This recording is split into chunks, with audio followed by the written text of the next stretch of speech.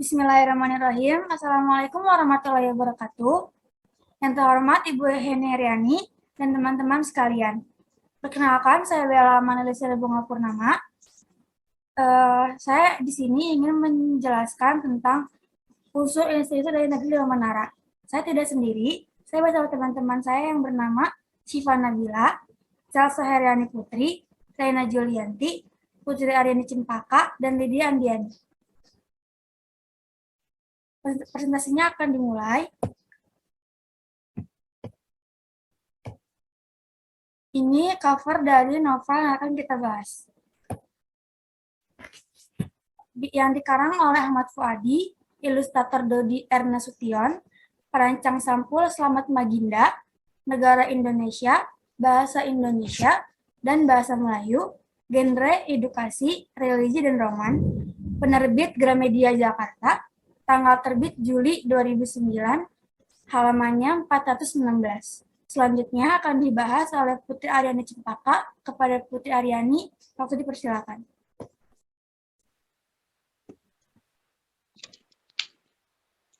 Tema yang digunakan novel Negeri Lima Menara ini yaitu pendidikan dan perjuangan, di mana 6 anak di pesantren dengan latar belakang sosial dan budaya yang berbeda belajar untuk mencapai kesuksesan mereka.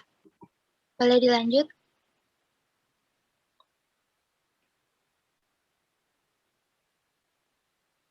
Boleh dilanjut.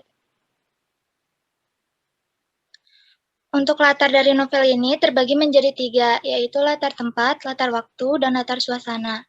Latar tempatnya yaitu berada di kantor Alif, Washington DC, rumah Alif, meninjau Bukit Tinggi, Trafalgar Square, London, apartemen Raja, London, Pondok Medani, Jawa Timur, rumah Atang, Bandung, rumah Said, Surabaya.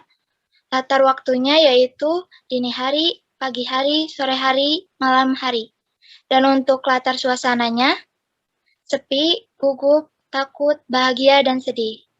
Dan untuk selanjutnya akan dibahas oleh Syifa Nabila.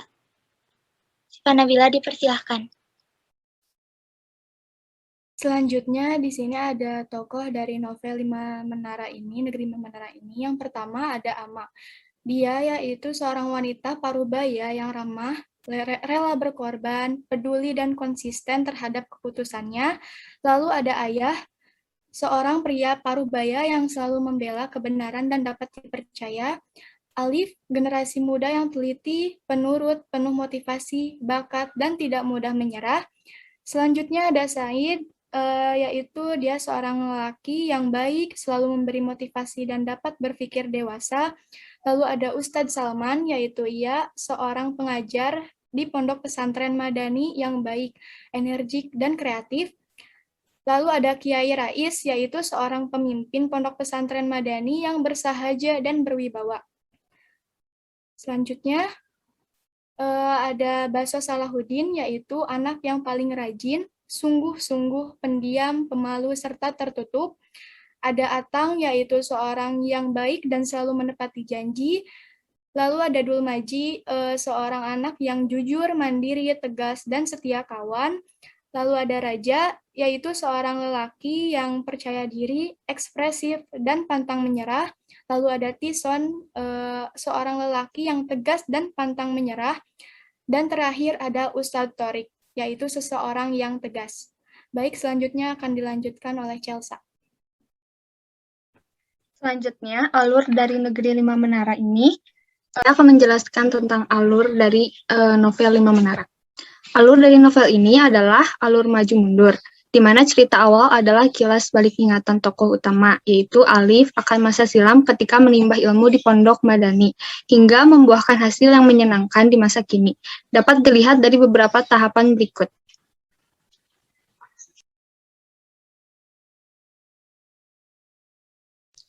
Awal cerita novel ini dibuka oleh Alif yang tinggal di Washington DC, Amerika Serikat dengan pekerjaan sebagai wartawan. Setelah itu, ia mengingat masa lalunya saat konflik dimulai. Timbul konflik, awal konflik dimulai saat Ama menyuruh Alif untuk melanjutkan sekolahnya ke pesantren. Namun Alif menolak karena ia ingin bersekolah di SMA. Tetapi akhirnya Alif bersedia untuk sekolah di pesantren Madani yang terletak di luar Pulau Sumatera, walaupun hanya setengah hati. Lanjut ada puncak konflik. Puncak konflik dimulai saat Alif naik kelas 6, di mana itu adalah kelas tertinggi di pondok pesantren Madani. Selanjutnya akan dilanjutkan oleh Reina.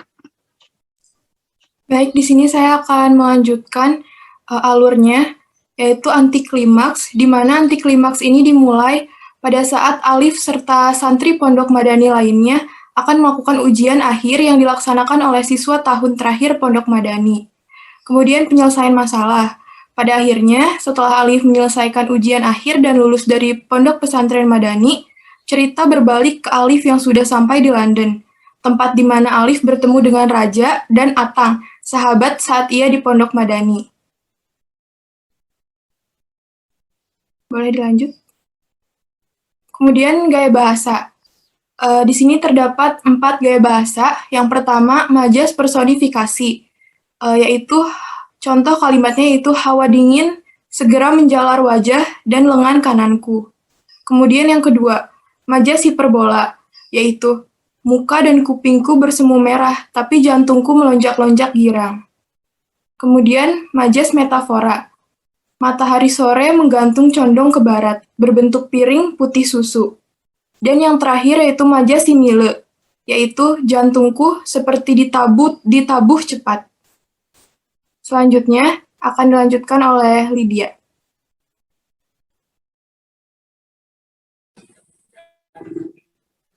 Selanjutnya, sudut pandang.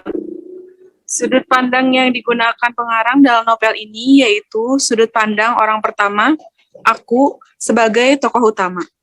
Hal ini dibuktikan oleh pengarang yang selalu menyebutkan tokoh utama dengan kata aku dalam narasi.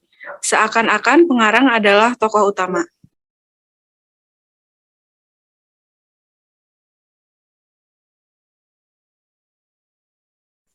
Baik, sekian presentasi dari kami. Terima kasih. Wassalamualaikum warahmatullahi wabarakatuh.